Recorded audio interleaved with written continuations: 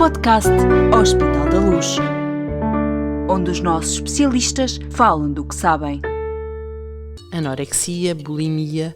Tenho a certeza que estas palavras, o que elas significam, não são propriamente um mistério para ninguém. São as mais conhecidas perturbações do comportamento alimentar, estão associadas ao facto de vermos o nosso corpo de forma distorcida e podem chegar ao ponto de colocar a nossa vida em risco. O Pediatra Responde. As perturbações do comportamento alimentar são conhecidas há muito tempo, mas nem sempre são fáceis de diagnosticar ou tratar. Num mundo em que uma imagem vale mais do que 1000 palavras, especialmente se for a imagem de um corpo magro, escultural e perfeito, neste mundo é completamente normal passar a vida a fazer dieta, exercício físico, insistir na perda de peso para atingir essa imagem de perfeição. O problema é quando deixamos de perceber o que é normal, ou quando nem damos conta da intensidade da dieta e do desporto, da fome que invade o nosso corpo. Qual é a linha vermelha de tudo isto? Neste episódio do podcast Hospital da Luz vamos falar de perturbações do comportamento alimentar. Olá Inês, obrigada por ter aceitado o nosso convite. Olá, muito obrigada eu. Inês Pinto é psiquiatra da infância e da adolescência no Hospital da Luz Lisboa e está especialmente dedicada ao acompanhamento das crianças e jovens que sofrem deste tipo de perturbação. Uma destas jovens que tem estado regularmente nas consultas da doutora Inês é a Maria. Olá Maria, Olá. Obrigada por estar connosco neste episódio do Pediatra Responde. A Maria aceitou participar nesta conversa com um objetivo muito específico, não foi? Imagino eu. Enfim, foi por isso que a Inês também nos falou de si. Contar a sua história, a experiência de alguém que passou por uma situação destas que nós estamos hoje a falar, mas sobretudo ajudar quem nos está a ouvir a perceber o que é viver com uma perturbação deste tipo e como pedir ajuda. Maria, eu vou ter que lhe passar a palavra. Diga-me lá, como é que tudo começou? O que é que foi exatamente aquilo por que passou? Eu acho que começou mais ou menos devido a problemas familiares e também a dificuldade em aceitar o meu corpo. E acho que foi a junção dessas coisas para que começou isto. Uhum. A Maria estava muito... como é que era? Estava na escola, as suas relações na escola eram boas, as pessoas preocupavam-se também com as mesmas coisas, como é que era? Sim, eu estava acho que no 7º ano, acho que era 2019, e sim, as minhas colegas não se preocupavam com isto, era mesmo só eu que também me preocupava com isto. E o que é que era exatamente preocupar-se com o seu corpo? Diga-me lá. Tinha um bocado uma visão distorcida, achava que era diferente daquilo que eu realmente era e também eram coisas familiares, lá está. Não era só realmente o meu corpo. Achava, e em que é que isso traduzia? Significava o quê? Tinha algum comportamento, ou era só uma ideia que tinha, uma imagem que tinha e pronto, e depois passava à frente? O que é que... Não, eu via-me mais gorda do que aquilo que eu era e também devido a isso eu deixei de comer e também evitava comer e sentia falta de apetite. Uhum. E quando estava com os seus amigos, eles perceberam alguma coisa? Não... Sim, eles começaram a perceber da situação e eles também, eu nunca lhes contei nada porque não me sentia confortável a contar na altura e eles foram percebendo e começaram a tentar também ajudar-me a tentar fazer com que eu comesse e a dizer palavras bondosas. Bom, queridos. e a Maria pediu ajuda em algum momento, achou que chegou um momento em que achou que precisava mesmo de ser ajudada ou nunca não teve bem essa noção? Não, eu não gostava de falar sobre o assunto, por isso nunca pedi ajuda e também não queria muito ser ajudada na realidade. Por isso os meus pais é que pediram ajuda por mim, especialmente a minha mãe que foi a imensos hospitais comigo a tentar ajudar-me. Eles primeiro falaram consigo, imagino. Sim, claro. Mas a Maria não queria falar do assunto, portanto acabou por não adiantar, não é? Sim. E eles levaram-na e a Maria foi, na boa, não... Eu não mais queria ou ir. menos. Pois. Sim, eu normalmente não queria ir, mas pronto, e depois também comecei a ser acompanhada pelo hospital e a todas as semanas ao hospital para fazer essas consultas de rotina. E percebeu que tinha um problema ou não?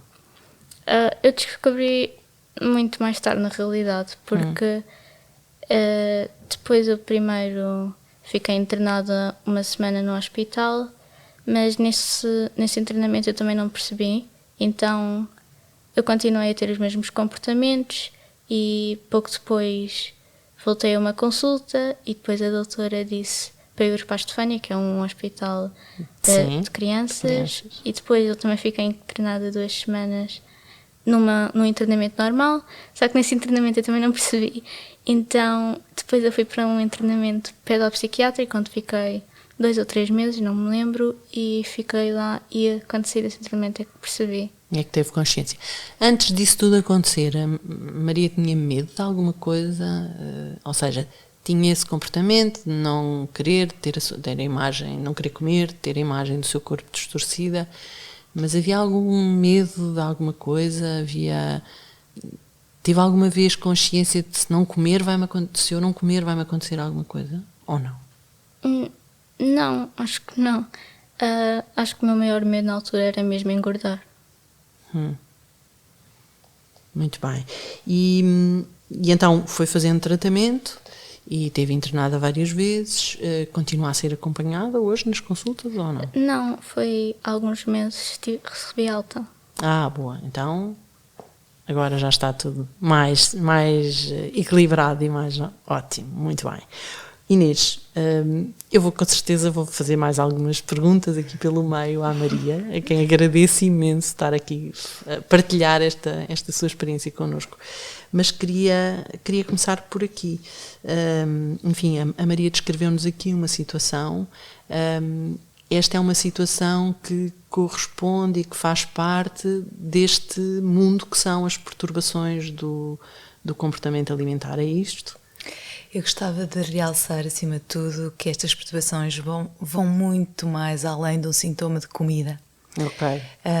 De fato, acho que podemos pensar que são pessoas em profundo sofrimento psíquico, que não têm capacidade de verbalizar o seu sofrimento, e esta comunicação acaba por ser por estes sintomas alimentares.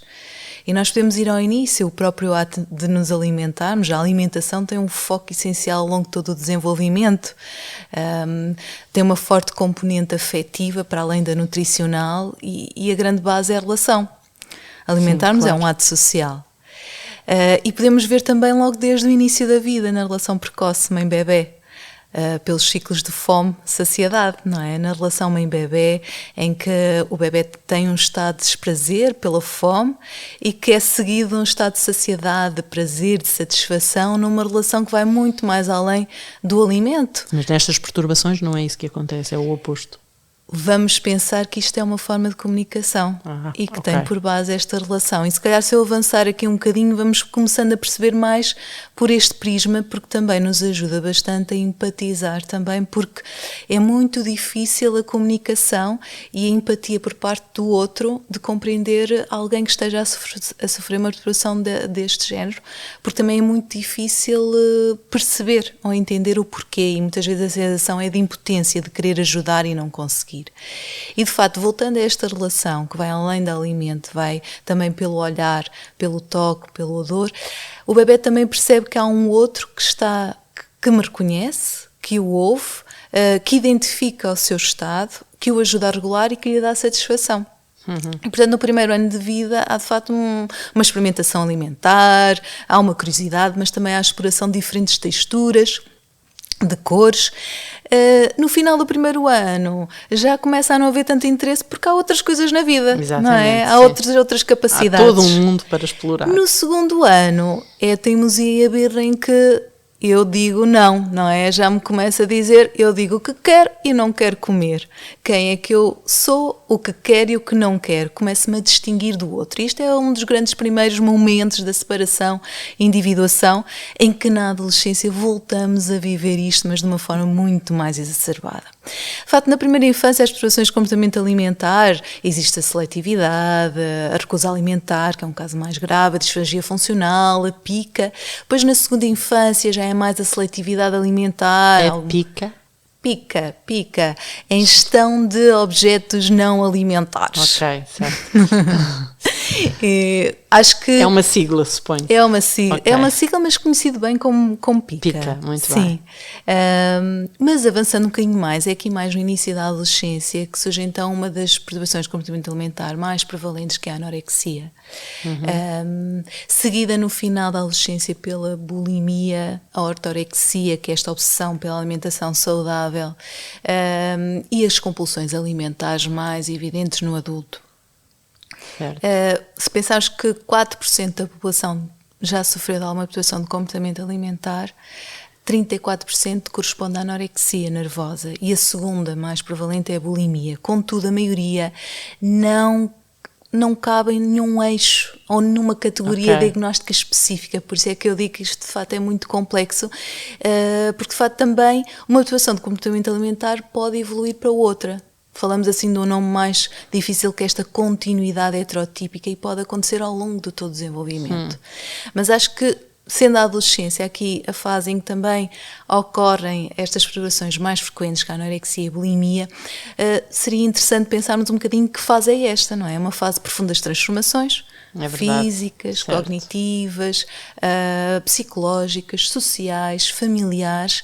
É uma fase de profunda transformação em que o adolescente tem aqui que fazer alguns lutos, algumas perdas, nomeadamente do corpo idealizado da infância, os pais idealizados da infância, e integrar todas estas transformações e de viver num corpo que de repente se transforma e passa a ser assim um bocadinho desconhecido, que também pode ser uma fonte de inquietação, de angústia, e para o qual aqui me dá algumas sensações desconfortáveis. Como é que eu vou comunicar isto? Que palavras é que eu encontro para transmitir esta inquietação, esta angústia? Porque de facto a adolescência passa também por um processo de consolidação da identidade. E Finalmente. nestas situações não são as palavras, é a relação com a comida ou com o Por corpo? exemplo, são os sintomas alimentares. São O que é sintomas que alimentares. não comer ou comer demais está a comunicar?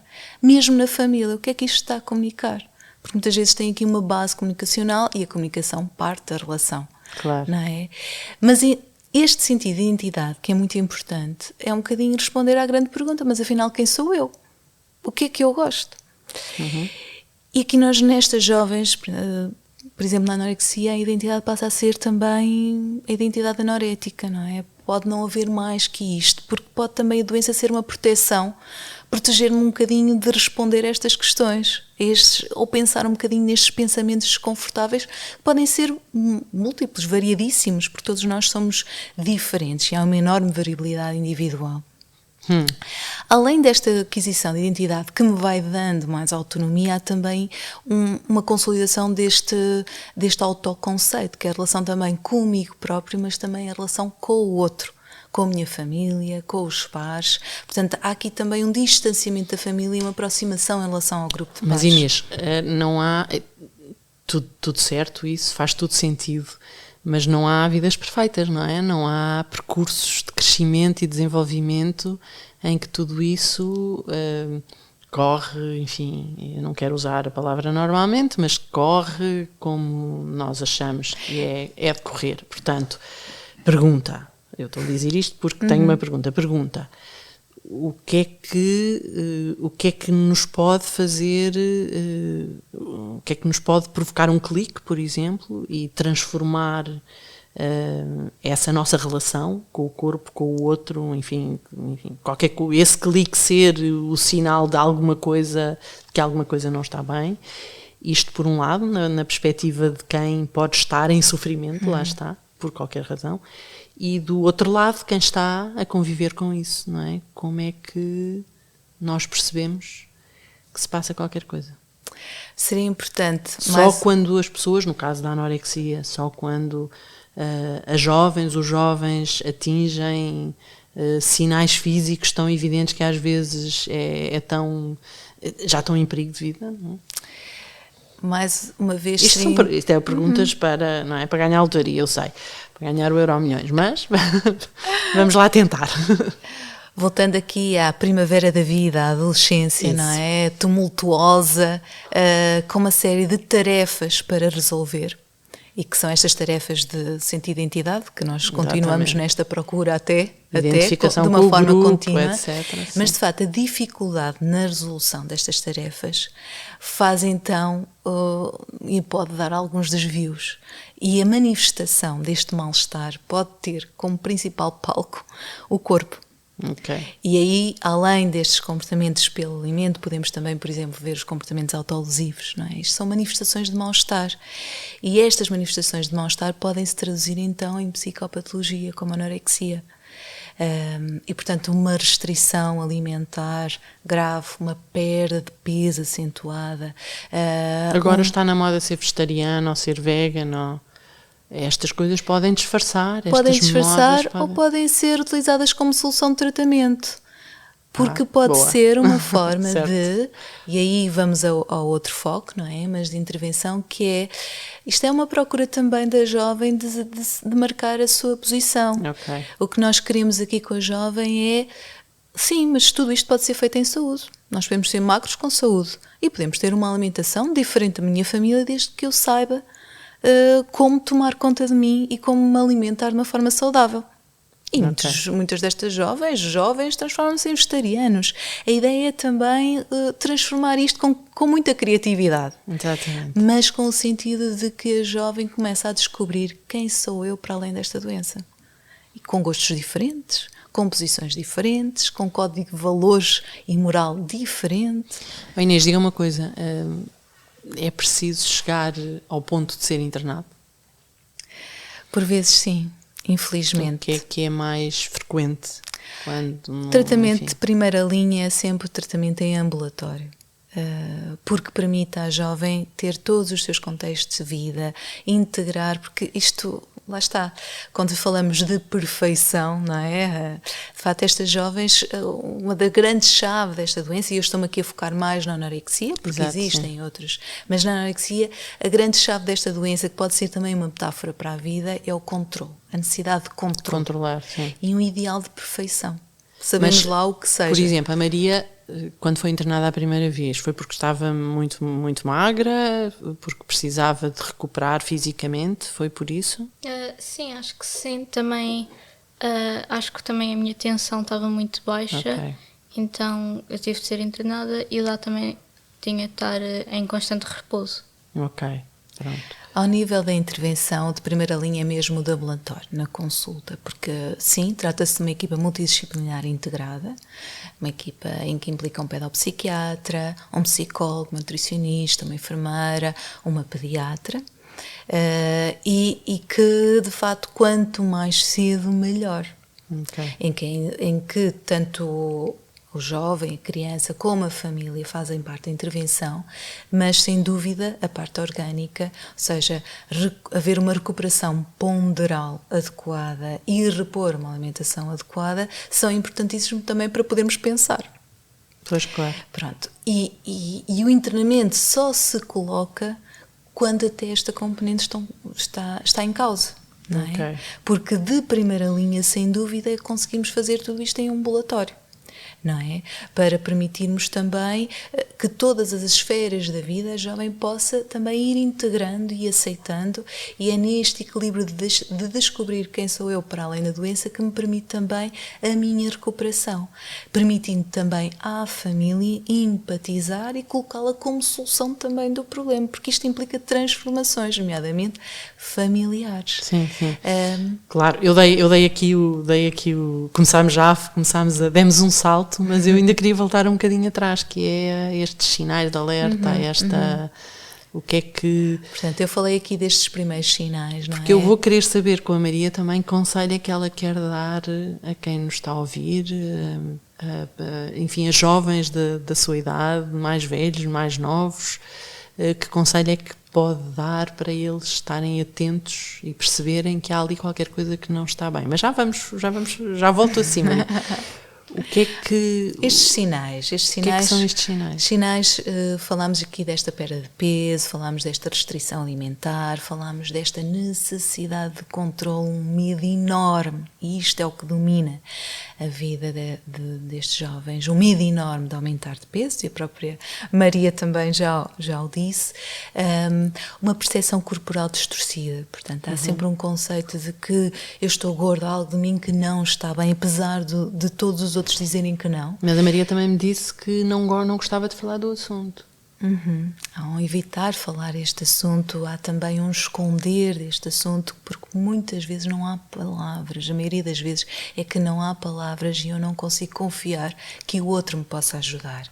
Isto é muito característico de uma forma de estar, porque também há aqui uma rigidez de pensamento, ou seja, há aqui uma intelectualização, o estudo, o hiperinvestimento no estudo é também aqui uma forma de me controlar e de me autodominar, é uma meta que eu coloco a mim própria, mas é um estudo também caracterizado por pouca criatividade, porque esta rigidez e também esta inflexibilidade que é, eu desvalorizo o que os outros dizem, podem dizer que eu não estou bem, mas eu desvalorizo, e isto é que também faz com que seja difícil empatizar com estas jovens, mas a rigidez e a inflexibilidade é a forma de me controlar e de me proteger de mim própria, dos meus pensamentos desconfortáveis, e isto também tem uma grande base relacional. Mais uma vez, muitas vezes são jovens... É por isso que eu fiz a pergunta de propósito à Maria sobre se tinha medo de alguma coisa durante este processo, ainda que não tivesse consciência de que estava a viver um problema de saúde, não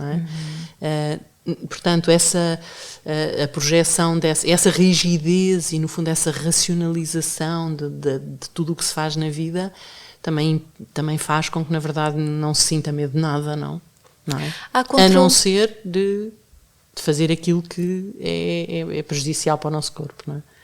Há controle de tudo. Há controle de tudo, exatamente. Há o controle do que entra, mas também há controle do que sai. Exato. Não entra alimento, mas também não sai afeto. Os piores afetos, não é?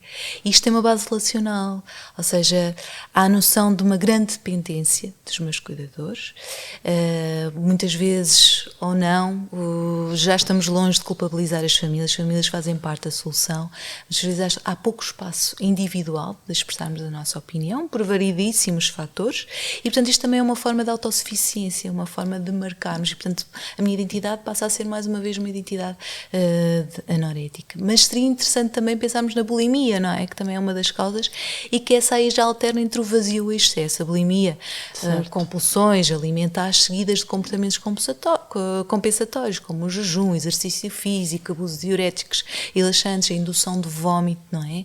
Em que há aqui um expulsar de algo que eu não estou a ser capaz de pensar. Não é? E, portanto, uma alternância entre o vazio e o excesso. Ok. Eu comecei aqui no início, na introdução que fizemos, a falar enfim, do que é hoje o mundo em que vivemos, de redes sociais, de internet, etc., e da projeção tão fácil da imagem perfeita. Tem potenciado estes comportamentos? Aqui podemos pensar nos múltiplos fatores de risco. De facto, não há uma única causa, e há uma enorme variabilidade, e portanto há fatores individuais, próprios aspectos temperamentais, metabólicos, neuroendócrinos, genéticos, há fatores familiares, a própria vinculação, esta relação que eu estabeleço, esta relação de confiança que eu consigo estabelecer com o outro, a própria dinâmica familiar, a psicopatologia parental, mas sim também fatores sociais, a influência do grupo de pais, a influência dos média, a influência também deste ideal de magreza. Se pensarmos agora na pandemia, o acesso rápido aos YouTubes, ao exercício físico, à contagem de calorias, também tenho que mencionar também os desportos que enfatizam muito a estética, como a ginástica, a dança ou o balé, em que há um ideal de corpo que tem que submeter a determinados tamanhos e números. Sim, isto também tem muita influência, não é? Mas todos nós somos submersos neste ideal de magreza, mas nem todos passamos por isto. Há uma série de fatores. E depois há fatores precipitantes, que é importante ter em conta, acontecimentos de vida, a própria Maria enunciou, não é? Sim, claro. O próprio quem tem excesso de peso, a própria puberdade precoce, ou seja, estarmos a desenvolver acima, um bocadinho antecipadamente em relação aos meus pais, esta necessidade de congelar, a própria adolescência, a própria dificuldade da família em aceitar a emancipação e individuação do jovem, a dinâmica familiar, e há algumas características das famílias com jovens anoréticas, mas mais uma vez há múltiplas causas, nós podemos perceber que são famílias com maior dificuldade em dar aqui um espaço mais individual, mais fusionais, uma superproteção, um evitamento de conflitos. Há assim uns silêncios, não falamos sobre nada, está sempre tudo bem. Exato. Inês, como é que, já me falou um bocadinho da intervenção terapêutica, enfim, de equipas que são multidisciplinares, o que é que nós no Centro de Neurodesenvolvimento temos para oferecer, enfim, entre aspas, o que é que nós temos disponível para acompanhar estes jovens com estes problemas e sobretudo alertar os pais aqui para a possibilidade de terem uma ajuda profissional? No Centro de Neurodesenvolvimento nós temos a consulta de pedopsiquiatria, temos apoio psicológico e estamos integrados no Hospital da Luz e, portanto, temos toda a equipa de pediatria e de nutrição, da qual temos que ter uma articulação multidisciplinar integrada e vamos combinando, não é? É importante realçar, de facto, a importância de integrar a família, de informar a família sobre esta doença, não é intencional, não culpabilizar a jovem, desculpabilizar também a família, muitas vezes os pais estão extremamente cansados, sentem-se muito impotentes, ajudar a ver o jovem e a jovem para além da doença, empatizar, não é? E acima de tudo também não nos acomodarmos a esta doença, porque muitas vezes acabamos por solver esta questão e, portanto, procurar conseguirmos aproximar da jovem de forma a conseguir com que ela acredite que é possível ser ajudada, de forma a confiar e que é possível verbalizar toda esta problemática para a qual até agora ainda não se conseguiu decifrar. Exatamente. Maria, eu fiz já há bocadinho a introdução. Que conselho é que daria a quem nos está a ouvir e que, enfim, é um jovem adolescente, é uma jovem adolescente e que se calhar começa a pensar que o seu corpo não está bem? Pedir ajuda, falar com os amigos, o que é que acha que é importante?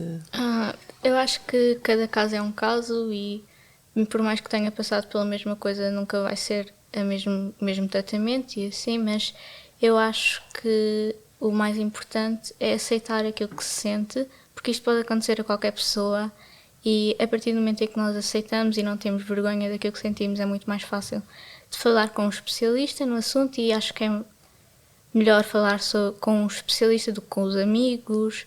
Às vezes com os pais também podemos falar, mas acho que um especialista é alguém mais profissional. Dá mais confiança, dá mais segurança. Sim, e o especialista obviamente vai nos ajudar a melhorar e também a perceber o porquê de nós termos começado a ficar doentes. Muito bem. A Maria disse que não gostava de falar, mas finalmente falou quando chegou à frente do especialista, é o que isso quer dizer? Sim, mas também foi muito difícil, nem sequer sei se consegui falar muito bem, porque é algo mesmo difícil. É? Bom, já ouvimos aqui muitos conselhos da Inês, ouvimos também os da Maria, eu com esta mensagem, enfim, de esperança, de alerta, não sobra mais nada para eu dizer, senão agradecer-vos às duas por esta partilha, de conhecimento e de experiência e enfim, eu tinha aqui muito mais perguntas para fazer, mas pronto, vamos ter que guardar para um próximo podcast.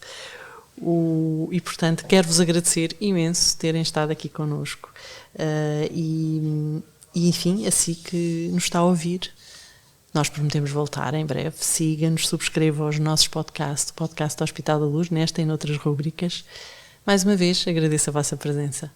Obrigada, muito obrigada. Obrigada, Maria, também. Sim, obrigada, Maria, obrigada, Inês. Até breve.